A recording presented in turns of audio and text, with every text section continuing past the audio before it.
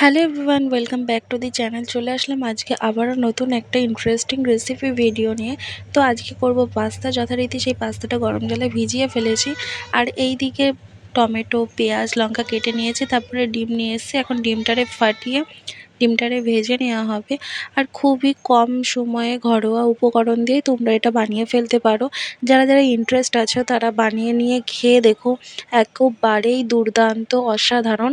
আর এদিকে পাস্তাটা সেদ্ধ হয়ে যাওয়ার পরে কড়াই থেকে নামিয়ে নিয়ে তারপর সেই কড়াইয়েই আমি তেল দিয়ে গরম করে নিলাম এবং সাথে সাথে ডিমগুলো ফাটানো ছিল সেগুলো দিয়ে ভেজে নিলাম। যথারীতি আবার তেল দিয়ে দিলাম, পেঁয়াজ, লঙ্কা এক এক করে সব কিছুই দিয়ে দেবো। আর স্বাদ মতো গরম জলে যখন পাস্তাটা ভেজাবে একটু নুনটা দিয়ে নেবে। আর নামানোর সাথে সাথে ওতে একটুখানি রিফাইন তেল দিয়ে নেবে।